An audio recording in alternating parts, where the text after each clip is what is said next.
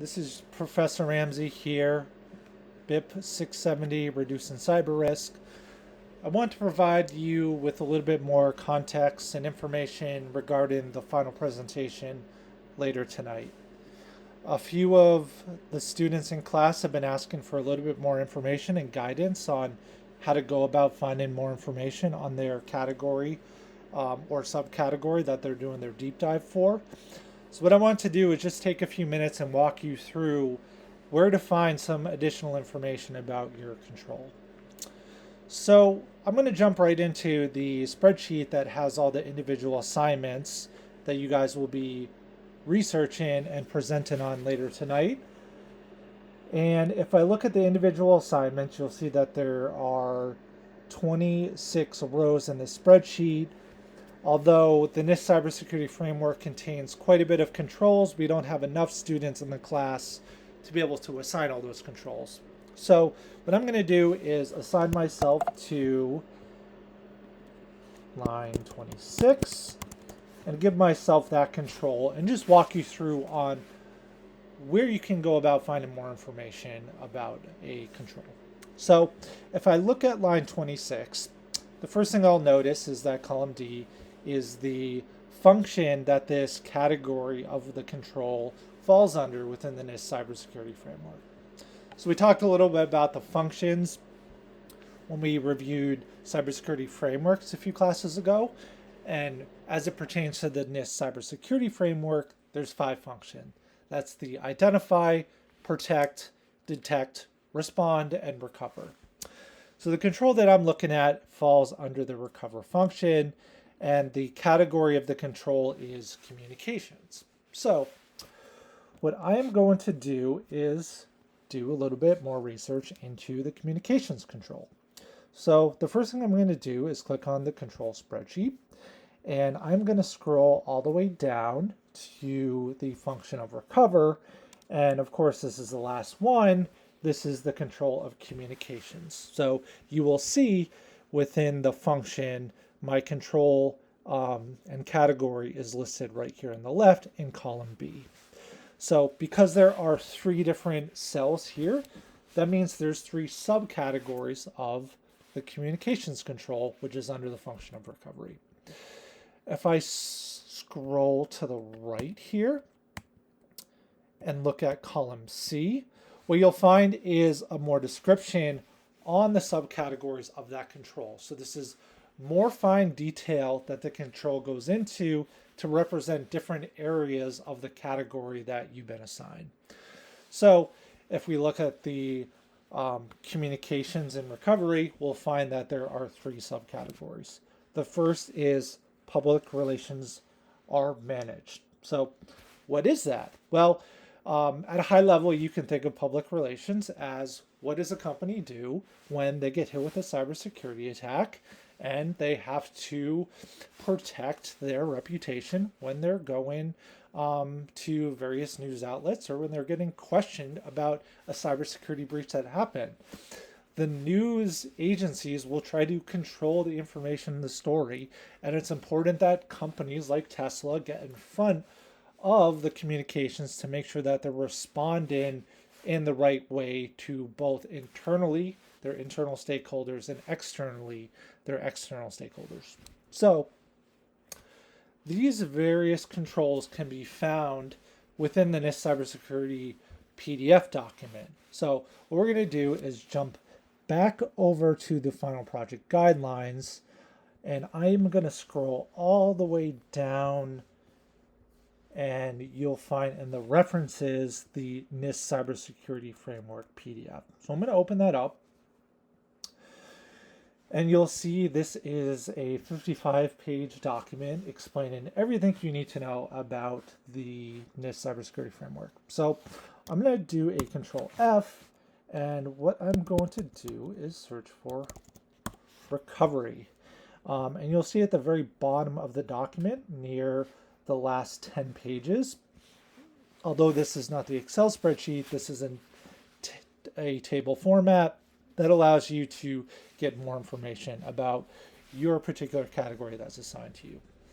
So I'm going to go and find the function, which is respond, and the category, which is communications.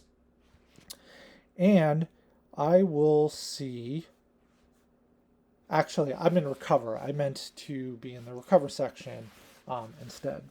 That was a mistake on my part. So if I'm in recover, I'll find communications under recover, not of respond. So I found my control here, communications, and I find 3 subcategories that are the same that were in the spreadsheet. What we find here on the right is a section called informative resources, and these are resources that you can go find additional information about the controls that you're doing research on. So remember, in the project guidelines, I asked you to do a deep dive on one of these controls. So what am I going to do? I'm going to pick the third one and say I want to do a deep dive on CO-3. Recovery activities are communicated to internal and external stakeholders, as well as executive and management teams. So in order to find more information about that, I'm going to go to the right and go to the informative resources. And you can see there's a lot of acronyms here that provide additional information. What this information is pointing to is various cybersecurity frameworks that reference the control that we're after. Previously in class, I've talked a lot about how cybersecurity frameworks are built on other foundations, that we don't create these things out of the blue, but we borrow from other industry knowledge and industry recommendations that are out there. And a few classes ago, we talked about the cybersecurity controls framework. That's the NIST SP 800-53. So this is an excellent resource for you to actually find additional information about your control and your subcategory that you're performing your deep dive on. If we look to the right, we'll see that there are references to other controls within that framework. So what this is saying is that the RCCO-3 recovery activities has additional information that can be referenced in the NIST 853 controls, and the specific controls are CP-2 and IR-4. So I'm going to go back to the final project recommendations, and there's an additional reference here called the NIST 853 control spreadsheet, which you guys had a chance to do some work with a few classes ago. Now, when I am in this spreadsheet, this is going to list all the controls that are in the NIST 853. And what I'm going to do is go back to the NIST PDF and look up what is the control of CP-2. Come back to my spreadsheet, Control F for find, look for CP-2. And this references contingency planning. So a contingency plan is a reference to the control in the NIST cybersecurity framework that gives us a little bit more information about how we can think about this control. So essentially what this is saying is that when you're applying a communication strategy to a organization in the response section, you may want to think about creating a contingency plan. And if we scroll to the right, you'll see that there are specific details on this cybersecurity control that walk you through the details of what a contingency plan is. And if you look in column D, you will see there is a section called discussion. The discussion section is really what I'm looking for the presentation. I'm looking for you guys to find additional information. The 853 control spreadsheet right here is where you can find it. And the discussion will give you additional information that you can provide to the class to talk about the control that you're going to talk about for your deep dive.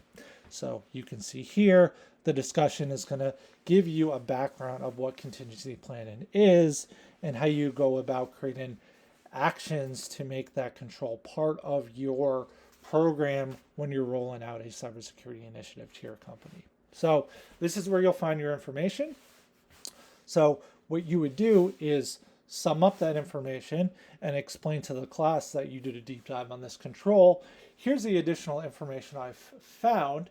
why it's useful, and then what recommendation based off of everything that you've learned in these three subcategories, including your deep dive, would you have for Tesla. So as you would go through this, you would explain to the class that I found through my deep dive that as part of the recovery communications control, one of the subcategories that I looked at was recovery activities are communicated to internal and external stakeholders, as well as executives and management teams.